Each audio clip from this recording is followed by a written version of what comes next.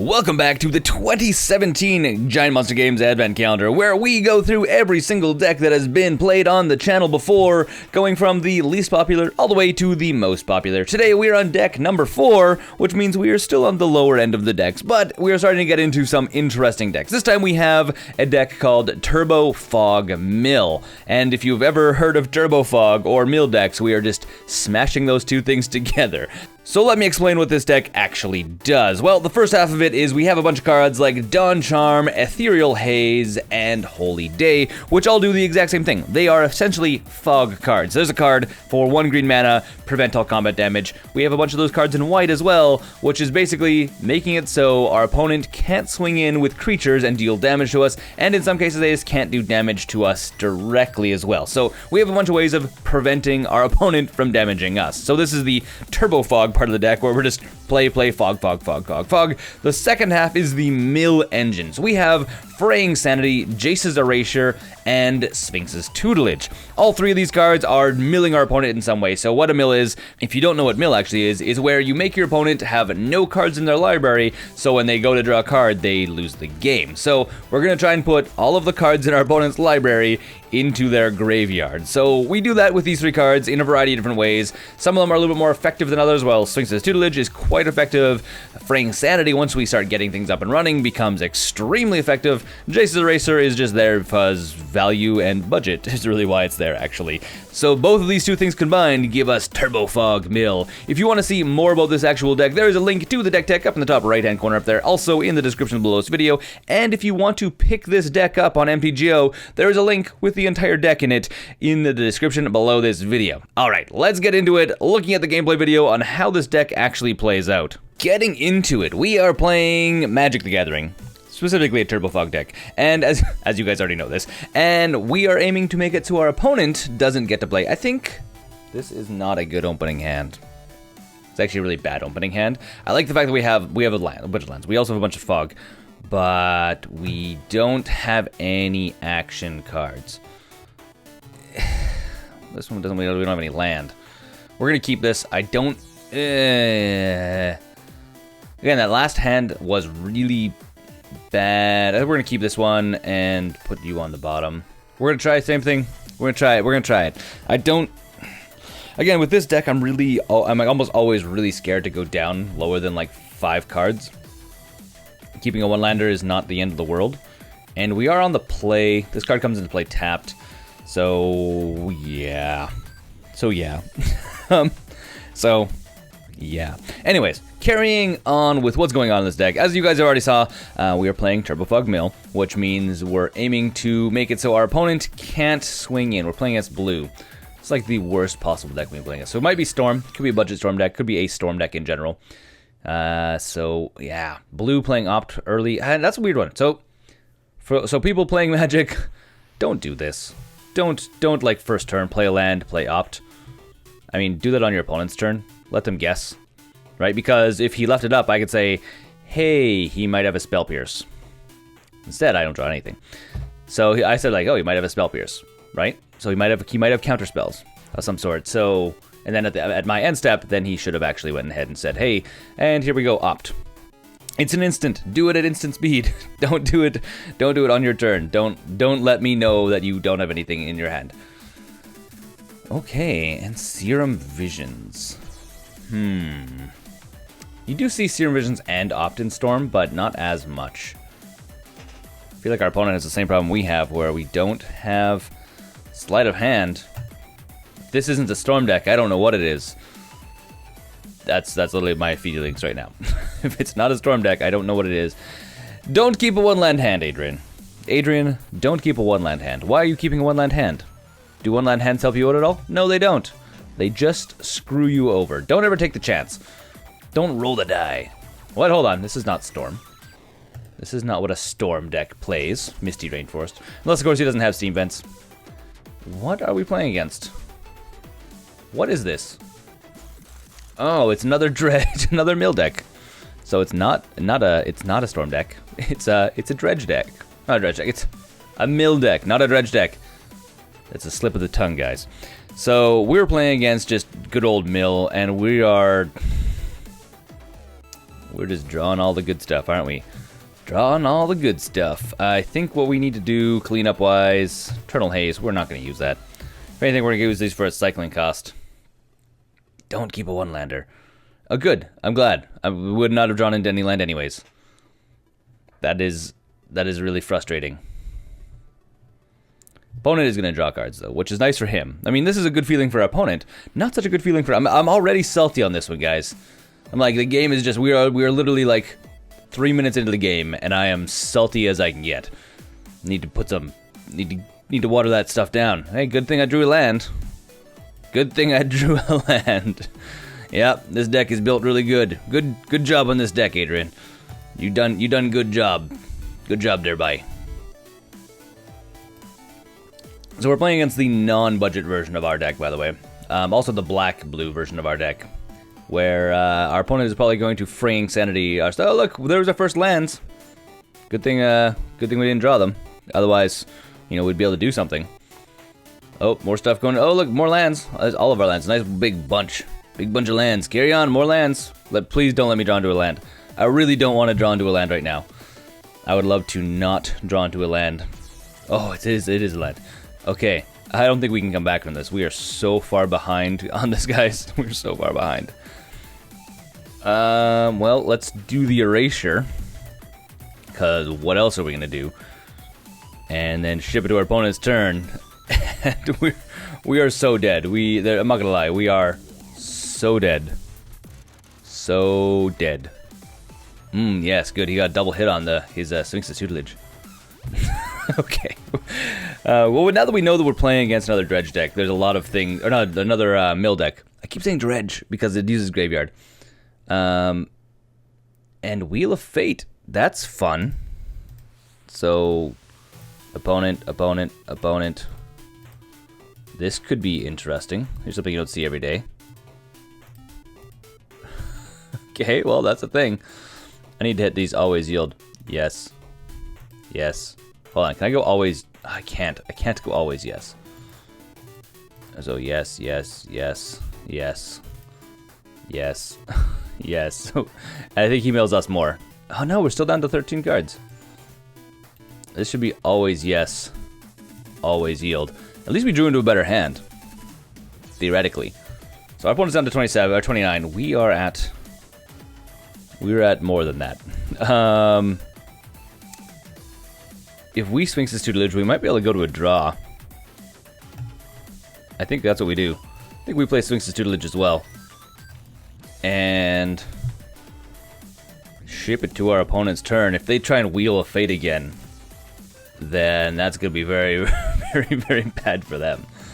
So, I can always yield to this as well. So, it's a race. It's a race to the bottom, guys. Race to the bottom. Who can get to the ground floor first? It might be our opponent. We have 9 cards in hand. Okay, beginning your upkeep, put a counter. Okay. This is a fun thing. So what this card does, at the beginning of your upkeep, put a time counter on as foretold. Once each turn, you may pay 0 rather than pay mana cost with a spell with X or less, which is X is the number of time counters on as foretold. So basically, he's going to allow him to slowly cast stuff for free. In this case, Wheel of Fortune or Wheel of Fate for free. He should be able to cast it for free at least. Yeah. So now I have to select our opponent for a whole bunch of these. I think we just went to a draw. I think this is what happens here, is we just go to a draw. I'm pretty positive.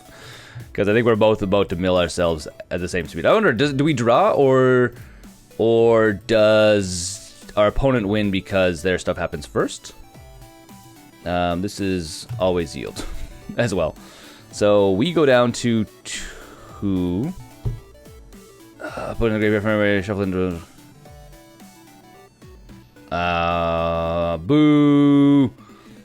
Boo. Ulamog. Which means we had to put in some graveyard stuff. So we shuffled his graveyard back in. And we have 0 cards. So, yes. We lose this one.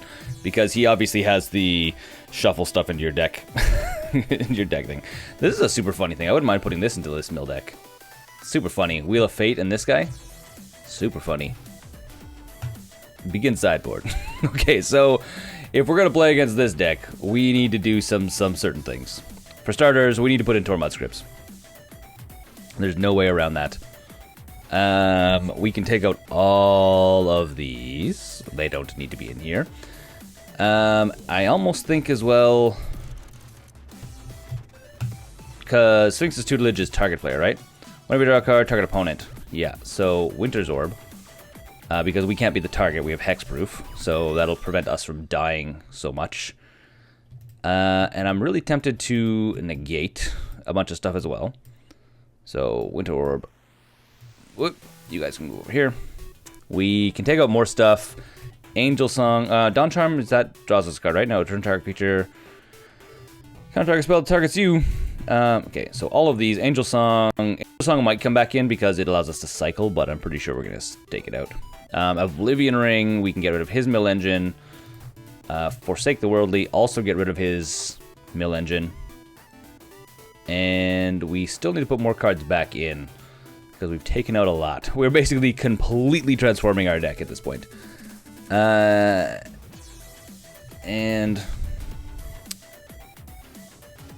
so I think we actually go Gideon's Intervention as well. If we get to late game, we can name like Wheel of Fortune or Wheel of Fate or anything. Actually, I'd rather not have it in. I don't think it's as important. I think Angel Song, just to get the extra draw. So there we go. We've completely transformed our deck. We are playing a completely new deck now, guys. It's completely different. Okay, let's see if we can win against the other super duper mill deck, super duper fast mill deck at that. Hey, look at this. We kept a 2-lander hand. We got 2 lands hands, and we do have a Witchbane Orb, so we will keep that. Yeah, this is actually pretty good. This is a pretty solid opening hand. Mostly because we have a negate. So yeah. Plains, ship it to our opponent. Ship. Go to our opponent. Opponent, you may take your turn. So someone suggested, I think it was Force of Skill actually, which comments on like every single video and is a subscriber to the Patreon, mentioned that I should make a Pirates deck because I say we should ship stuff all the time. Which I think is actually a very funny thing. And, oh, he put in Ancestral Vision into the zone in which exiling happens. Now, we could do Jace's Eraser, like, right away and just start milling our opponent.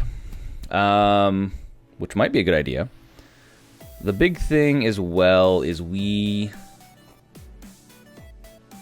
Yes. I think we're going to go that way. The big thing is we're going to have to get... we must get a Tormod's Crypt. That's one of the things. If we're gonna win, we're gonna need to do that. Mostly because when we mill him down far enough, he's gonna get the Ulamog, the Crusher or whatever, into his graveyard, which is gonna shuffle his entire graveyard into his deck. And we need to, when that comes in and triggers, we need to actually exile his entire graveyard, including that card. So this is what we need to do. Otherwise, we can't win by milling. And we don't actually have a backup win condition for this deck because reasons. So Plains, Dictated Kruvix, those are fine. I'm okay with both those cards not being in our hand anymore. And our turn. Jace, you can go like this. Make our opponent. I'm going to go always yes. Always yield. And comes into play tapped. Doesn't really help us out at all. And I think at this point we ship it to our opponent's turn, negate something if he needs to be negated, and otherwise we're going to Thought Scour our opponent.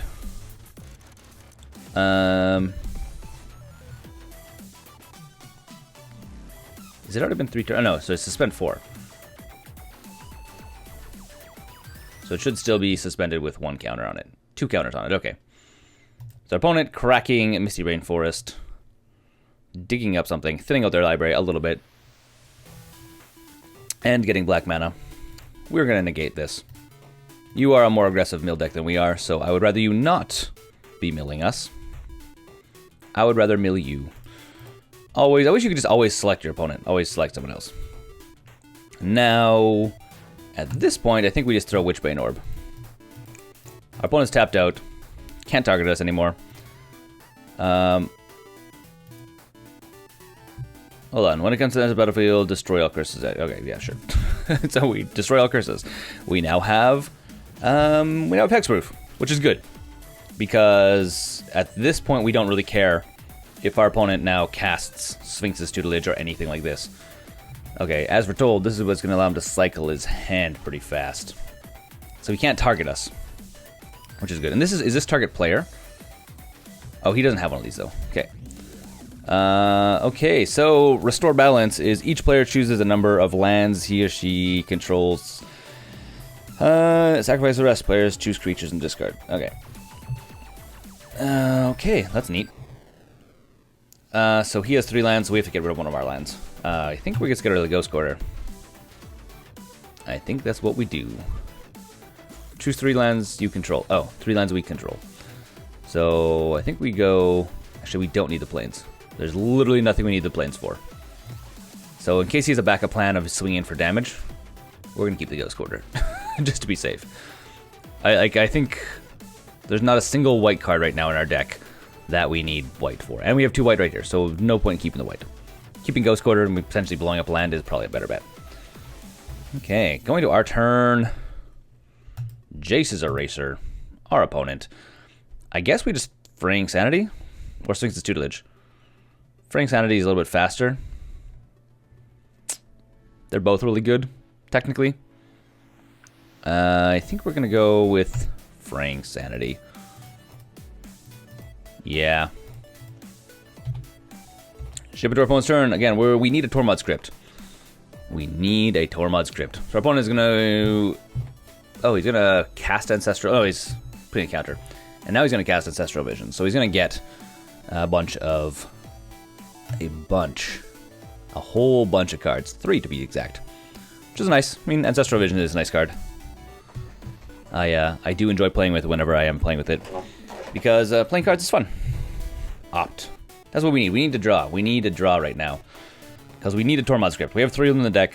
They're how we're going to be countering our opponent's Ulamog. And we should be able to win this one. I think we have the lock. We have the lock so far. So, opponent putting more cards. Currently, Fraying Sanity's at 3. Now it's at 4. So he's going to dump 4 cards into his graveyard. The nice thing with Fraying Sanity is it counts the number of cards that go into the graveyard. And then it puts that many cards. Howling Mine. We're going to Thought Scour our opponent, and then we're going to hopefully draw into a... Yeah, more.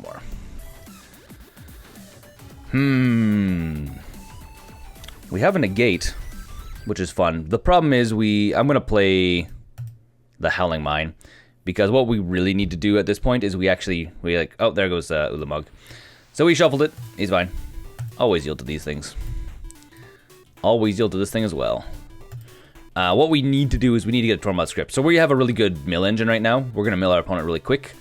My big concern is... I actually ship it to our turn. Our big concern is we need to draw a Tormod script. Otherwise, Ulamog's going to keep shuffling his library. But it shouldn't be that bad. I think we have the lock on pretty hard. I didn't see also anything that could potentially bounce Winter Orb, and we have a second one if we need it. And again, we can always throw Sphinx's Tutelage into the mix here right away. So, yeah. Again, just as he's trying to cycle stuff, I mean, Fraying Sanity. I wonder if does our opponent actually have, do you guys think our opponent actually has a way of dealing with Fraying Sanity? Not Fraying Sanity, with Witchbane Orb. I'm sure in the sideboard he has a way of dealing with Witchbane Orb. But in the main deck, do you think he has anything? We'll find out. Right now, it just seems like he's digging. He's just digging for something. Okay, so he goes to clean up. He's going to discard a whole bunch of stuff. Discarding the Ulamog, shuffling the library. There goes the library. There goes his graveyard. Back into his library. So there you go. Okay. Going to our turn. Yes, opponent. Yes, opponent. There's our Tormod script. That's what we're looking for. So we'll cast Tormod script. And I think what we're going to do is we're going to hold up Negate, just in case he does just try to do something crazy. It's probably a good idea. Yeah. And do I need to do anything else? I think the answer is no. Again, holding up negate. Always yield to this guy. So putting a bunch of stuff into our opponent's graveyard. Unfortunately, now I can't just skip through our opponent's turn. I actually need to, like, pass until response. Sphinx's tutelage. Do I need to counter that? Whenever you draw a target opponent, so he can't even target us. We have Witchbane Orb, so sure. Yeah, that doesn't matter to me. Because we have Witchbane Orb, he can't even target us, so have fun with that, opponent. Have fun with that. Opponent, Serum Visions again. I don't think our opponent has a way of dealing with us right now. And we can just skip until, or pass until response is what we're doing at this point. Opt. Sure, opt. Opponent's going to throw another 3 cards into their graveyard. So basically we have to respond now to Ulamog, and then we get to go. So mill versus mill, here you go. Crazy mill stuff. Okay, I think it's going to our turn. So there's Emrakul, so we make our opponent's library go away. So we also has an Emrakul. I didn't realize he has Emrakul and an Ulamog. We do have more Tormod's Crypts, so that's a thing. That is a thing. Which means we need to play theoretically faster. Theoretically faster. Temple Bell is going to help us a little bit with that as well. I could use more land is what I really could use. So I think... Exile Tower Artifact Enchantment. I think we're going to play the Temple Bell. Just so we can get more card draw. Not because we would need to trigger these things, but because realistically I need to find another Tormod script. Because we got rid of Emrakul, but now we have to get rid of Ulamog. More things we need to do. And we'll actually use Temple Bell like immediately. Thought Scouring, probably us. Oh, he can't target us, we have Hexproof. And draw cards. We draw an Eraser. And go to our opponent's turn. And go to our opponent's turn. We don't need to respond to anything, so. Yes. Again, we need to draw another Tormod script to get rid of Ulamog. So we got rid of Emrakul, now we need to get rid of Ulamog. Our opponent can't target us, we have Hexproof, which is nice, but we need to... This is the slowest game, what is going on? Don't... my advice, if you want to play Magic the Gathering, don't play Turbo Fog Mill craziness. Wheel of Fate, oh yes. Okay, these all need to target our opponent. I wish I could just go like all target opponent. That'd be a nice thing, but it doesn't allow me to do that. It'd be nice if you could like set up these shortcuts. But it doesn't do that. You targeting you. You target you. Okay. There we go. And we did not draw a Tormod script. And he did shuffle his thing back in. Just fine. It's fine. We'll get there. We'll slowly get there, guys. I think we can outsmart our opponent in this case. Opponent, I mean, guess he's like... Is he digging for answers? I guess he needs just to get enough land out that he can actually play Emrakul or Ulamog. I'm guessing this is what it is. Nope, not another Tormod script. That's what we need, though. I think we just play the island. And we draw cards. Don't draw another Tormod script. Sure, opponent, you can go mill stuff more. And I think we go... No, cancel. Not Howling Mine. Go Temple Bell. Bam bam. Whatever. Draw cards. Each player draws cards. Yep. Tormod script. Cast it. And then go to our opponent's turn. And slowly, very slowly, mill our opponent down again. And we need to discard stuff. Sure, let's discard Angel Song. Actually, should have kept Angel Song. I should have actually discarded the... I don't know, there's other stuff I could have discarded. Because Angel Song we can actually technically draw cards off of. and hopefully mill our opponent all the way down. All of the Tormod scripts. This is like the most difficult and slow, slow grind of our opponent's deck. Again, we have a Tormod script. Everything's getting really small here. We do have another Tormod script, so we can, in theory, once Ulamog gets dumped in the graveyard, we can go. Our opponent should be able to... I think our opponent should notice that at this point we have him, basically.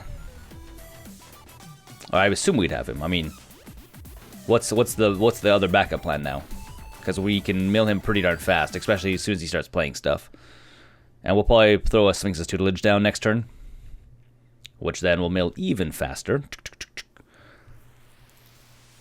I'd actually say, is it next turn we can probably finish our opponent off? Be pretty darn close to next turn. Because hold on, we've replaced Sphinx's Tutelage. It's gonna go 2 cards in from Jace. Play Sphinx's Tutelage. Another 2 cards in from Jace for these things. Plus another minimum 4 cards. So maybe not next turn. 2 turns tops. I'm gonna see if our opponent does he know anything? No, he does not saying anything. He's not giving the GGs yet. I don't think our opponent has a way out of this though. I don't know how our opponent theoretically wins. Cool deck though. I mean, our opponent is playing some cool stuff in their deck. I love the idea of As Foretold and Wheel of Fate. Super duper funny. I don't think Wheel of Fate's very expensive right now because it's super random. Tends to be a little bit scary to play. So I have a hunch that the As Foretold Wheel of Fate is not a very popular combo right now. But it does seem very strong. Very strong. Especially once you have like a Sphinx's Tutelage or even like a Jace's Eraser in play. Ooh, very good. I think As Foretold though is actually seeing a lot of play, or seeing some play.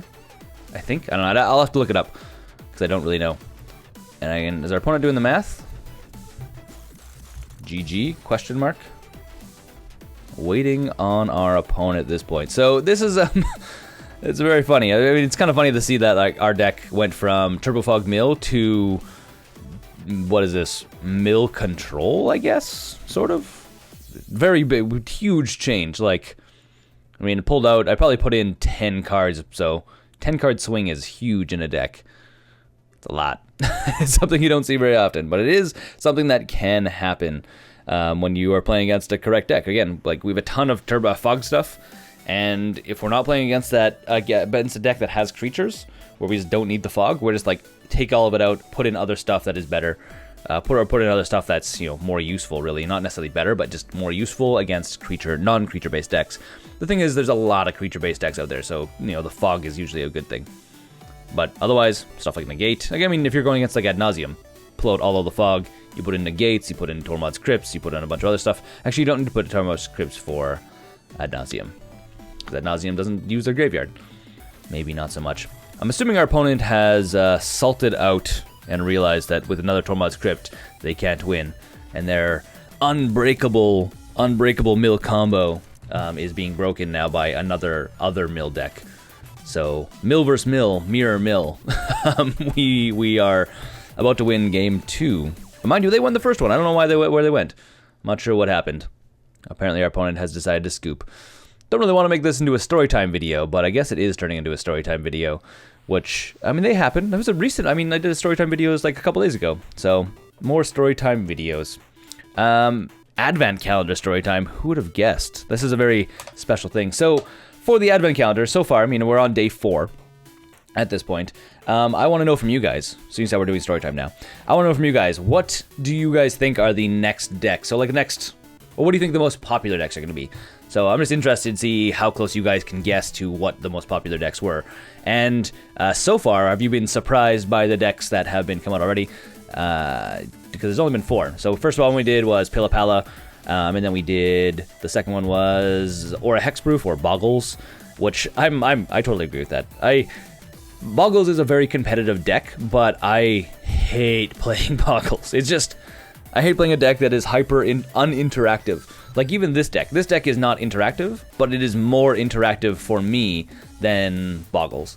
Because with this one, I'm like, okay, I need to do this, I'm like trying to set up my combo stuff and trying to prevent our opponent from like actually being able to swing and do damage, even though we're not really letting our opponent swing and do damage, not dealing with our opponent's board so much, where Boggles is literally you're not doing anything to your opponent, you don't care, you're just trying to get one creature big enough that it can swing in and kill your opponent. So, yeah. And then the third one was the Burning Hand deck, or the, Burning Hand. Which I was actually really surprised. I mean, it is a super janky deck, don't get me wrong. But the Burning Hand deck is super janky, and it's not budget. It's, I think it's not super expensive either. I think it's like maybe $218 for the entire deck. So it's not super budget. It's not budget, but it's not unbudgety. It's manageable if you have a bunch of the cards already. So yeah, I'm interested to see what you guys are. What do you guys think about the decks that have come out so far? Do you think that they deserve to be on the bottom of the list, or do you think they should have been put higher up in the 30 decks of the 30-day advent calendar, which is not really a thing, but I guess it's a thing technically. So yeah, other things. More decks to come every single day. Oh, other thing. So those people that are, may or may not know. I've been talking with Pleasant Kenobi about doing a collab with him. So in the next week or two, we might do probably be something similar to like Back Alley Magic sort of thing, where we just kind of hang out, play a game, and chat and do stuff like this. So that's pretty cool. I mean, to do collab with other like YouTubers around the same size, other Magic creators, because Pleasant Kenobi is a pretty funny guy. I'm always a little bit jealous of his content because my videos tend to be very positive and like, hey, yeah, I'm Adrian, we're doing this crazy stuff, and look at these fun decks, yeah, fun. But his is very like the kind of British tongue-in-cheek, very like, I don't know. He has a humor to his videos that I just don't physically have the capability to do that. I'm more like, let's be positive and let's be silly, not like actual funny in a way. I mean, things are funny. I'm not saying I'm not. I think I'm fun. Oh, hold on. I think I'm funny. Hopefully I'm a little bit funny, but I'm not like, my videos aren't intentionally driven to be like getting laughs. They're driven to be like, hey, yeah, this is fun. Let's hang out and have fun playing Magic. So yeah, that would be really cool. Hopefully that'll be probably the next couple weeks. We'll see how that pans out. We're trying to finalize a setup time to actually record some gameplay video and gameplays together. So that's neat. What else? Actually, here's a question for you guys. Speaking of collabs, what other YouTubers would you want me to do more collabs with? I mean, because I Jolt MTG and I tend to do videos half regularly. Every couple months we do a Back Alley Magic where we play deck versus deck and just hang out and talk about cool stuff. We need to set up and do more of these, but I mean, he's very busy, I'm very busy, especially with Christmas rolling around, and with like my post schedule and his post schedule, things just haven't lined up. But I mean, it's a series which we'll continue to do when we have time to do them. I think one of the next ones we're talked about doing is also commander based, so it'll be Back Alley Magic Commander Edition, which means I need to go and build a commander deck online. So what I will likely do is just go and look at Jolt's channel and find a deck, one of the more budget commander decks, and to build it. Because, because that's the thing that I would want to do. So these are the things. Yeah, this is 100% story time now. Our opponent might actually just clock out. Who knows? It means we win. I mean, that would be us winning the game. So, there's a couple other people I need to reach out to still about doing collaborations with. I want to try and get a collaboration with Magic Aids. If you haven't seen his videos, he's really funny. He's like Pleasant Kenobi, very directly aiming to make funny videos, but also videos that are very good. The other thing about Magic Aids as well, he's actually a really good Magic player. So you're watching not only this guy like be funny and say weird and funny stuff, but he's also like really good at playing. Where, I mean, I'm not necessarily the best at playing Magic. I play for fun. That is my target, is to have fun, play Magic, do fun Magic things. Not necessarily. I would like to be a better player. Don't get me wrong. I would love to be like a really good player, but I know that I'm not always the best player. Sometimes I tend to make mistakes, so that's the thing. There we go. Opponent, we have won the match. Opponent has conceded by timeout, which is nice. It's good that we don't have to wait the entire time. Anyways, until next time, my name is Adrian. This is GiantMonsterGames. You're watching Turbofog Mill, and tomorrow will be day 5, where we'll start getting into, almost the top. No, we're not top 50%. You're top 25% yet. We got a ways to go. Okay, my name's Adrian. Goodbye. Next time. Thanks for watching the Giant Monster Games Advent Calendar. Don't forget to comment, rate, and subscribe if you like this video and want to see more videos just like it. A huge shout out to all of the Patreon supporters. You guys are helping make videos like this, and if you want to pick this deck up, there is a link below with an affiliate link so you can grab this entire deck on MTGO.